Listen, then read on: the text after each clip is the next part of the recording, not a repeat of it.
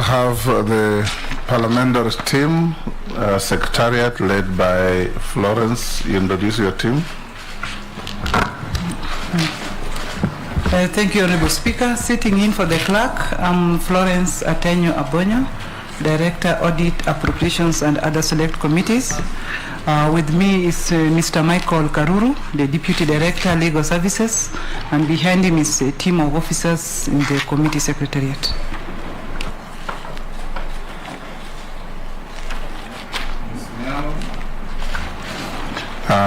We are going to conduct an engagement with you for 90 minutes, within which members of this committee will ask you questions, will make comments about you. You will be obliged to answer every question put to you clearly, precisely, concisely, no beating about the bush, no unnecessary and unhelpful stories. When you ask a question, it's asked through the chair, and you answer all the questions through the chair. Avoid any temptation to exchange or engage members directly, because in the rules of the House, we all speak through the chair. We will be focusing on one singular objective: to establish your suitability or otherwise in holding the office to which you have been nominated, so that the President can be advised whether you foot the bill. Before we do that, we'll go through a few preliminaries, and thereafter I'll give you about 10 minutes or less to tell this committee the story of your life. Who is Rebecca Miano? How have you walked your journey to where you are? I'll start by asking you the documents that you ought to have come with. If you have sent them to us, the clerks will want to see the originals to compare with what you sent to them. They'll release back the originals to you. Do you have a KRA clearance, tax clearance certificate? Okay. Yes, Mr. Chair, I have. Do you have your Higher Education Loans Board clearance? Yes, I do. Do you have your clearance by the Ethics and Anti-Corruption Commission? Yes, I have. Do you have a certificate of good conduct from the DCI? Yes, I have it. Have you ever been charged in a court of law and convicted of an offense? No, I haven't. Are you a dual citizen of Kenya and any other sovereign? No, I am not. You have your national ID card, the original? Yes, I have. You'll show it to the clerks. At a personal level, what is your financial net worth? Mr. Chairman, my financial net worth is 397 million shillings. How do you segregate that? I had submitted it in my questionnaire. We know you do, but yeah. You are now testifying. Yes, I have a house in Nairobi. We also have a house back at home in Nyahururu. The rest are properties that we have acquired over the last 30 years. And what I have shown now, Say we.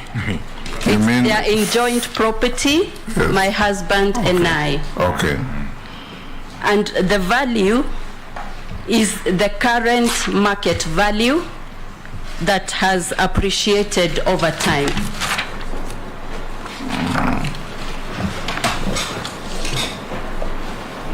That's all? No cars, no nothing? I have a Toyota Prado, a Mitsubishi Pajero, and an Isuzu truck. They're all within the three, you said 97, 397 1,100,000.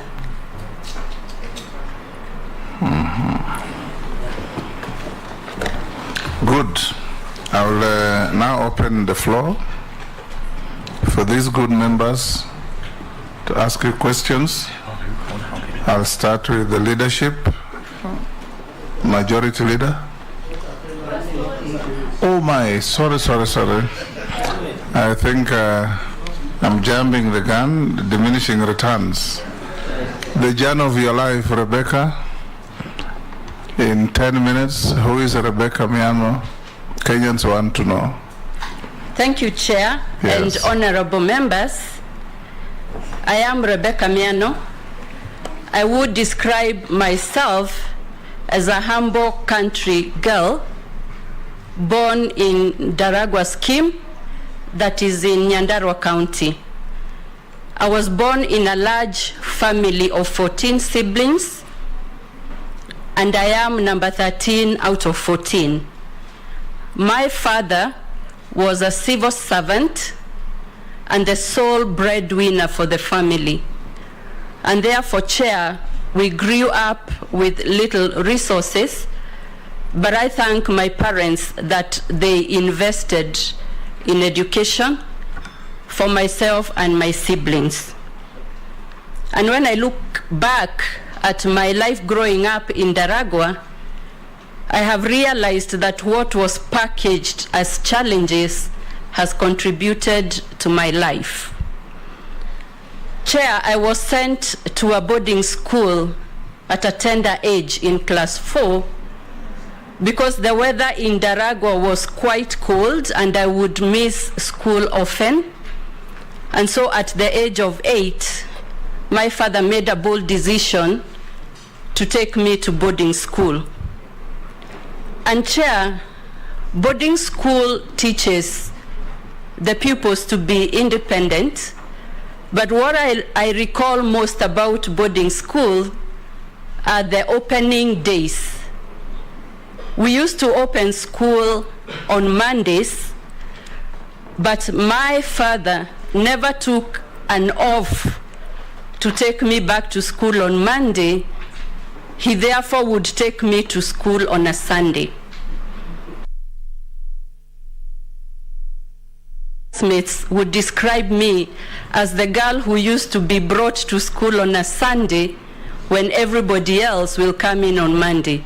The matron would receive me, Chair, and in the evening would put me in the dormitory.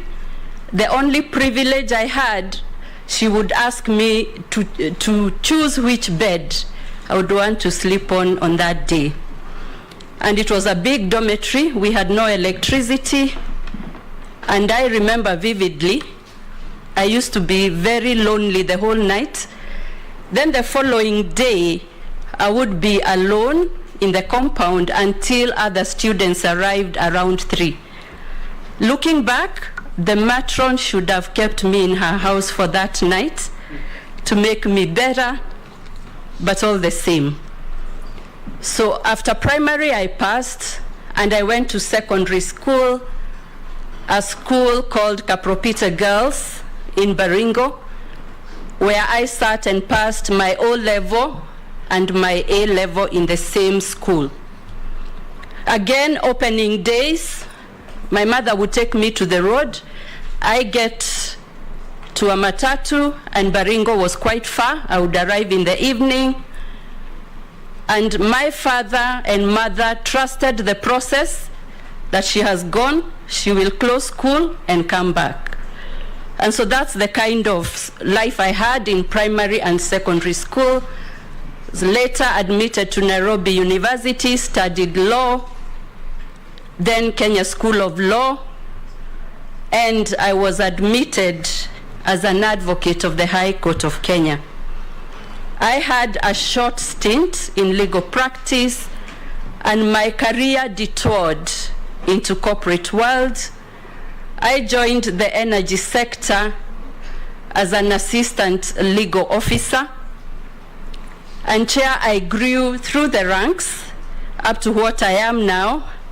And I describe my career as staircase career, where I served in each and every grade that was in the establishment.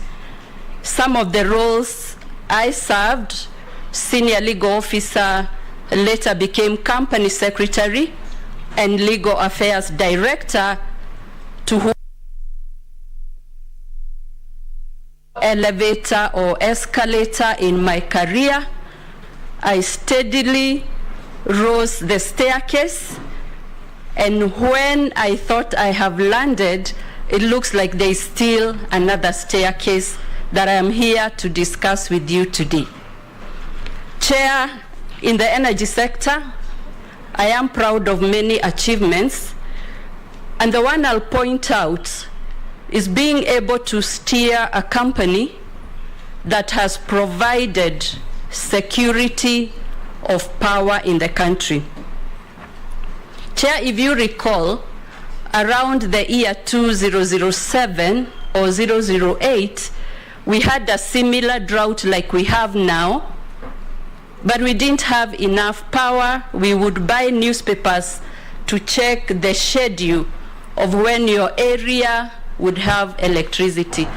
Right now, we do not have water, but we still have electricity because of the diversification of power generation, especially venturing into geothermal. We have done many other things. Kenya is now number 6 in the world in terms of geothermal development, which is something to be proud about. And there are many other achievements that I have included in my CV. Chair, I have also undertaken professional and postgraduate trainings and qualifications, including advanced management from Strathmore University and the University of Ayese in Spain, program on negotiations from the Harvard Business School, management of power utilities, a course that I did earlier on in life. Chair, at that time I was more interested in travel, but looking back, that is one of the most important courses I did, and I managed to understand fully power generation. After Kenya Power, there was unbundling of the energy sector and separation of functions, generation, transmission, and distribution, and that's when I moved to Kengen to start a legal department. I am a member of professional bodies. I will start with the Law Society of Kenya, East Africa Law Society. I am also Group Advisory Council on Gender and Development. I am serving as the Vice Chair of the UN Global Compact, and this is a movement that enables leaders to discuss business sustainability and practices that will promote business. Mr. Chairman, I also serve in other capacities, but I'll leave that for now. I am a family lady. I am married. I have 3 children, all in their youth and teenage, and I do hope, together with the other youth in this country, they will prepare themselves to participate in nation building for the benefit of our people. Chair, for the docket, I have been nominated. If my nomination is approved, I look forward to pursuing and protecting Kenya's interests, especially in the first theater of our interaction, which we call our neighborhood, which is the East African community. I also look forward to participate in development of our regions and our arid and semi-arid lands for posterity, prosperity, and for the good of our people in Kenya. Thank you, Chair. Thank you, Rebecca. We'll now open up to questions, comments from members of the committee. I'll give the first bite to the majority leader. Thank you, Chair. The first one probably would just be a clarification whether Mrs. Rebecca Miano is the same as Rebecca Mwangeli Mwendo, because the degree certificate in her profile reads a different name from all her other credentials. So maybe she would just clarify that. Just to know if you know all the member states of the East African Cooperation Community, and the last member state to be admitted into the community, and that will be all for me. Thank you. Madam, you record the questions. Okay. You'll answer them in batches of 4-4. Yes, Wanda. Yes, Chairman. Madam Rebecca, from your profile, I can see you are largely a corporate person, and indeed you serve a record duration at KenGen, about 24 years to date, which is an extremely long time in the corporate world, serving in one particular station or corporate, with one corporate. That notwithstanding, I've had your achievements which you have gleaned through, but then what particular achievement that you would really look back and say you left at KenGen?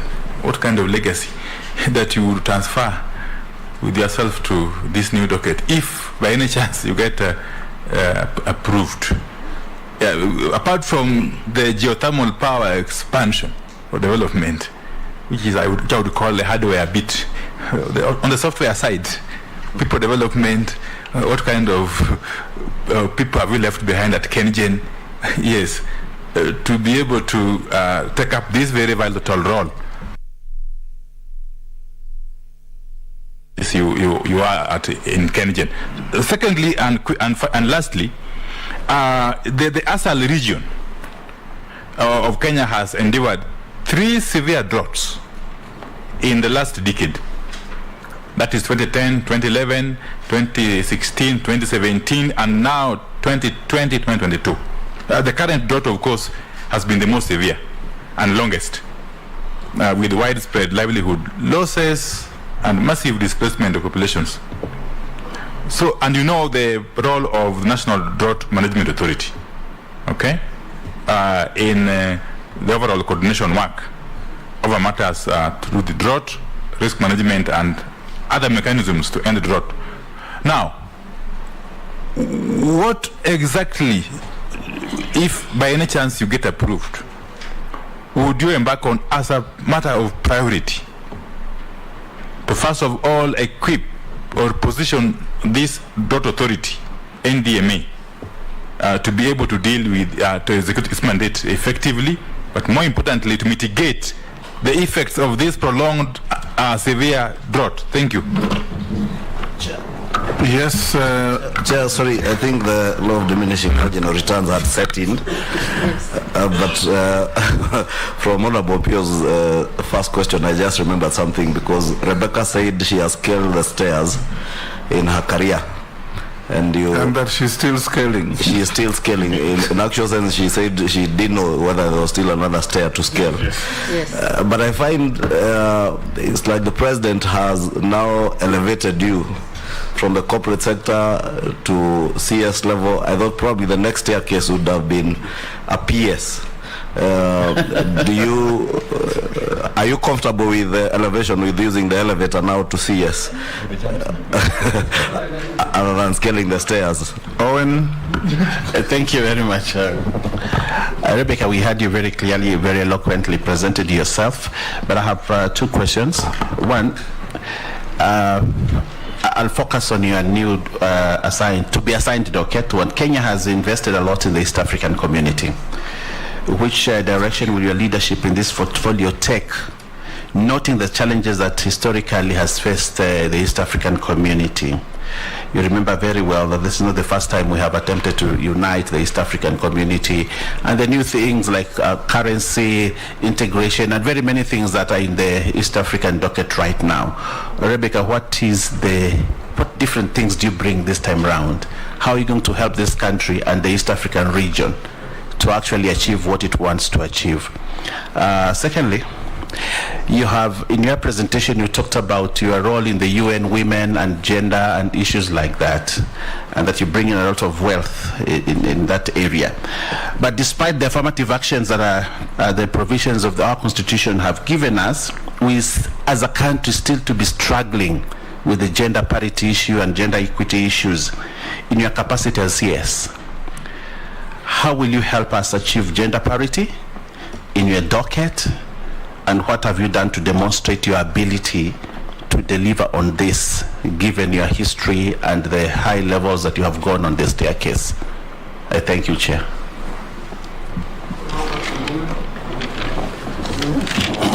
Thank you, Chair. I would like to ask the nominee, because she's been CEO of Kengen for a while, the allegations that the procurement of spares for equipment in the organization were moved from original manufacturers to brokers, which led to of course a very high increase in the prices of the spares. Maybe you can make a comment on that. And finally, now that this position you've been nominated to is deals with the partnership of states within the community.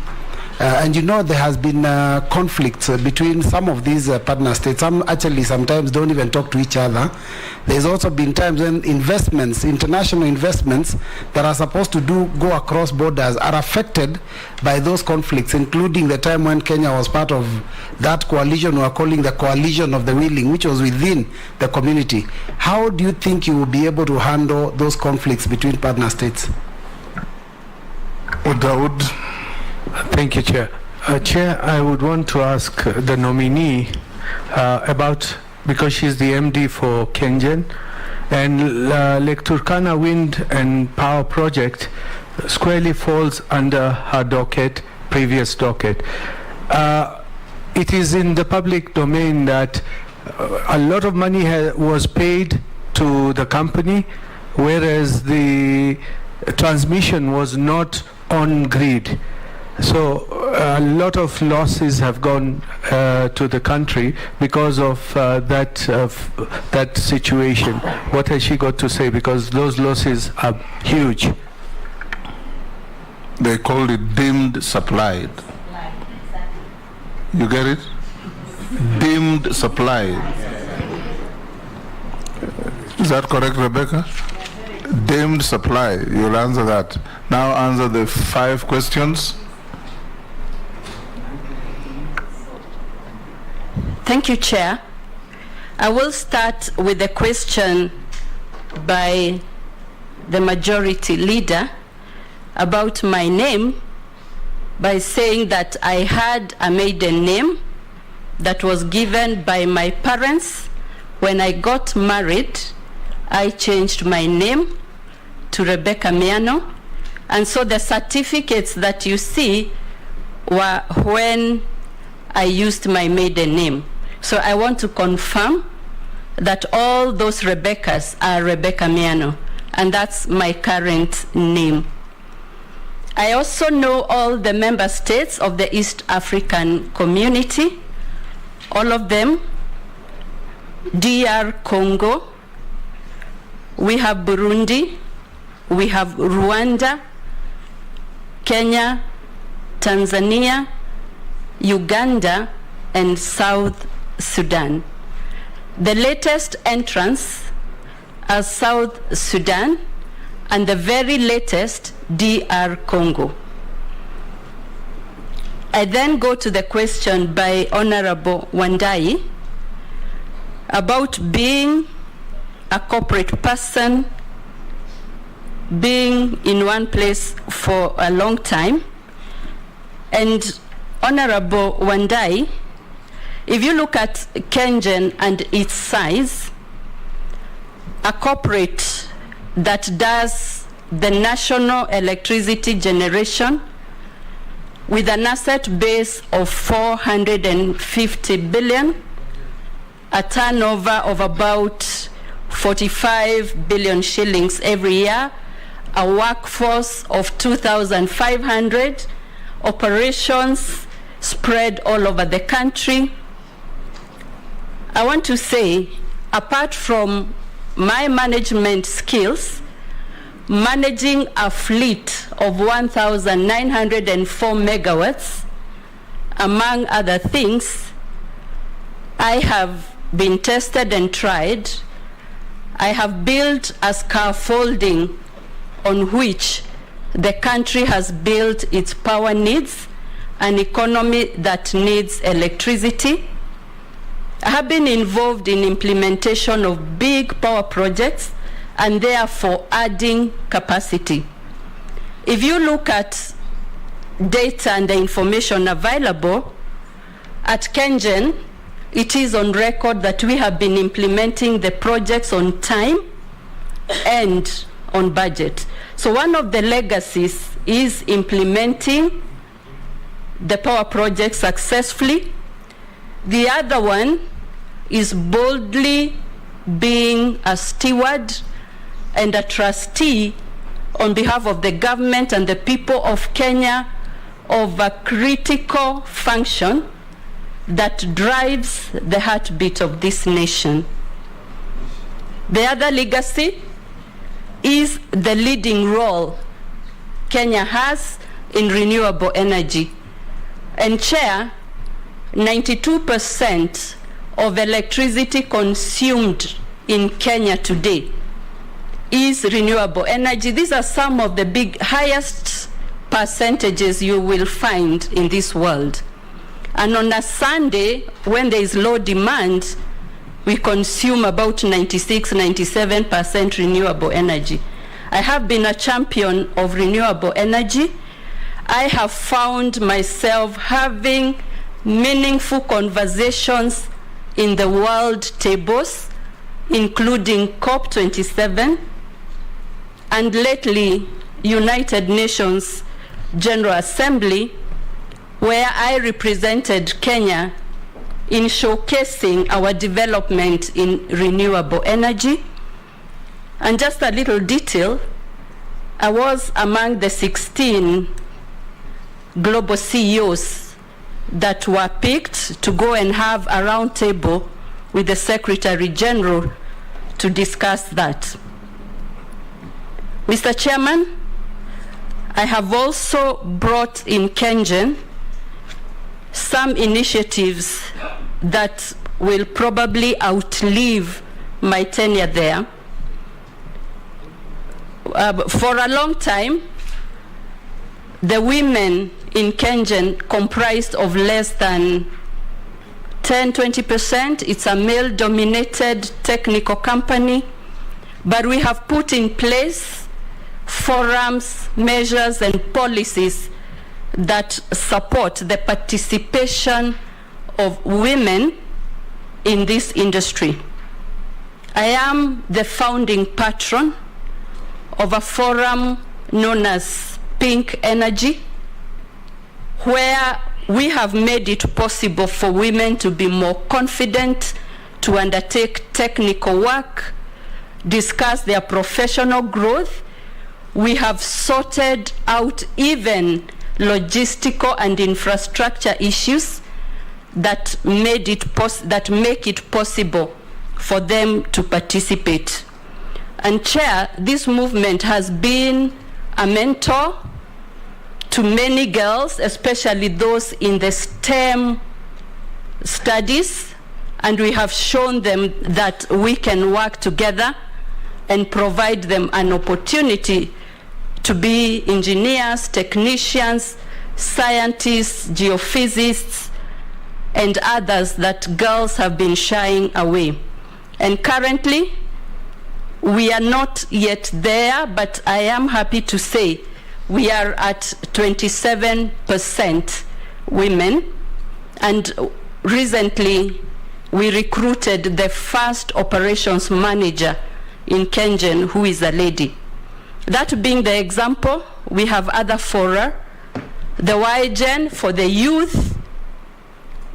Recently we started the blue energy, but the blue are still putting their color and their manifestos and their strategies together.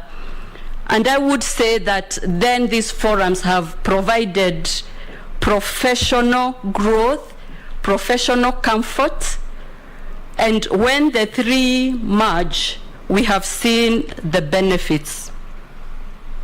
The next question from Honorable Wandai was about the National Drought Management Authority. And yes, Honorable Member, the National Drought Management Authority has done a lot of work, especially in managing the drought and alleviating the effects. And going forward, the strategy I have seen from the National Drought Management Authority is to come up with strategies for more sustainable ways of managing the drought, including managing the effects of climate change, sorting out the water issues, the conflict issues we have seen, so that the strategies they have are not only food relief when there is a drought, but more sustainable ways. And I have looked at their document, and they want to make our country resilient when it comes to drought. Mr. Chairman, I look forward, if approved, to participate in this particular strategy, knowing that power stations are located in areas that have drought, starting with Olkaria all the way to Takwel, the Eastern Hydros in Embu County. And I know that I've been involved in climate change work, and I will be able to study the strategy and give an input into that strategy. So, Chair, I think we will work with the National Drought Management Authority, maybe refocus, and I know the document is good, but there is always room for more creativity, room for innovation, and room for learning to be able to handle drought in this country. Chair, the question by the majority leader about the staircase. Mheshimiwa, there are times that you take too long in one step, in one stair, so at times you may do 2 steps to catch up, but I am fully prepared and ready to take up this docket. I think my qualifications, experience, and skill set have prepared me well, equipped to take up this docket, and I will not call it an elevator. I will just say it is a stair, probably at the right time, and I am blessed that when I least expected a stair, I looked, it wasn't a landing but another stair. So thank you for that. The question by Mheshimiwa Mbaya. Owen Mbaya. Owen Mbaya.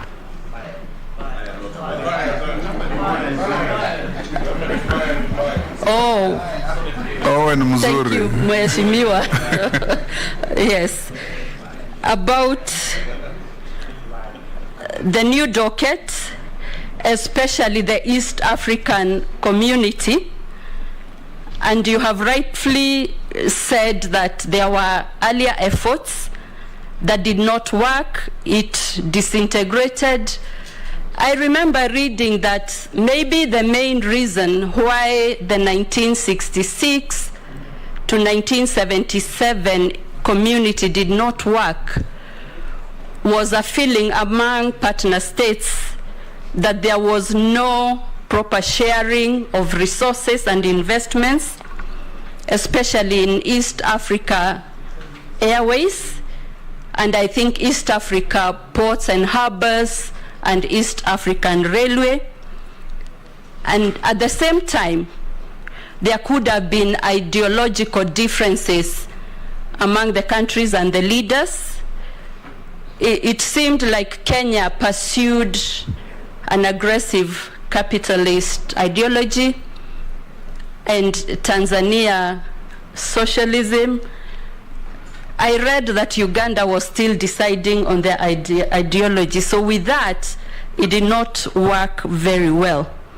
But efforts were made, and in 1999, the leaders then, their excellencies, came back together and revived the East African community. Honorable Mbaya, you asked what will be different this time. I have carefully listened and read the intent of our leaders, especially our own president, His Excellency Dr. William Ruto. I listened to the speech by His Excellency Museveni, and I have also listened keenly by the address by the President of Tanzania, Her Excellency Suluhu, when she addressed the National Assembly. What I see is that the leaders are not basing the new community on ideologies, on the leaders alone, but they have clearly pronounced themselves that the community is about the people. The people will participate. They all have said that we have a lot in common, that we have our origin that is the same, and therefore our destiny is the same. And we should come together to harness the resources that are in this region and coalesce everything together so that as communities we have shared vision, we are able to have economies of scale, and all this for the benefit of our people in the East African community. And Chair, as I was looking at this, it also dawned on me that a strong East African community will also be a springboard for the success of the African Union. And I truly believe that what has been pronounced is that when we are a bigger bloc, there will be more to achieve. There will be greater strength in working together, because as it is said, a high tide lifts all the ships, and therefore, going forward, I believe that everyone will participate. I've also realized the East Africa community issues are not known very much, not only in Kenya, but in the other community countries. We do need to communicate, and Chair, I am sure the Honorable House will be able to support, have civic education, so that our people are able to know what opportunities exist in the community, what they need to do, how they can harness that, be able to transfer their goods, their skills, their ideas, their intellect, because we share a common culture, we share common religions, tribes, and everything. So going forward, Honorable Mbaya, we have work to do and to unite the East African community. We also look forward to support from each and every group of people and even our youth, so that as we describe our neighbors, as we talk about our neighbors, as we talk to them, we know that the strength you have about your neighbors, it also participates, it's also built on how we treat each other. So I do look forward to a great success in this particular East Africa community, as envisaged by the anthem of Jumuiya ya Afrika Mashariki. On gender, you asked how I am going to promote gender parity. In the docket that I will be holding, I will check on the policies that exist, because I know there are policies. I will check how they have worked, and then come with the ideas, and based on the experience of what I have handled, be able to strengthen that. I serve as a member of the advisory council for the World Bank Group. There's a lot of learning, a lot of ideas, which will make us benchmark with other countries and with other jurisdictions and borrow from what has been done before. I then take the question by Honorable Mbui on procurement of spare parts. And Chair, if I may, the procurement of spare parts is included in the procurement plan that is submitted each year by the operations department. These are the engineers who run the power plants. They come up with a schedule of the spares that are required, and they are categorized in various categories. The first one's strategic spare parts, and these are those that have a long lead time, and you need to stock them in case there is an outage, in case there is a breakdown, so that you don't keep the machines down buying those spare parts. The second ones are the consumables you need in operations and maintenance. Mrs. Miana, his question was very simple. You, as the captain of Kengen, he says you presided over a shift from procuring spare parts from manufacturers that would give you a price advantage to using middlemen, commonly called cartels, who then cause an inflation of the eventual pricing. Isn't that your question, Robert? Yes, Mr. Speaker, that's my question. That is the question. So I just just explain very clearly whether it is true or not. If it is not true, fine. If it is, then you can explain. Thank you, Chair. It is not true. Regulations that exist, we are required to support local companies, but not blindly. We did check, and we realized that it is cheaper, it is faster to procure the spare parts through the local companies because they are there and easily accessible in terms of any clarifications.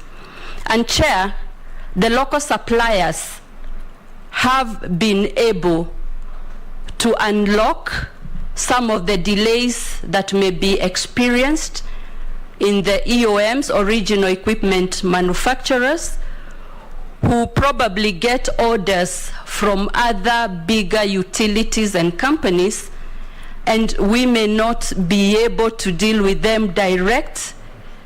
Our operations team is running power stations, and Chair, I do believe that we have attained efficiencies and we have supported the local suppliers.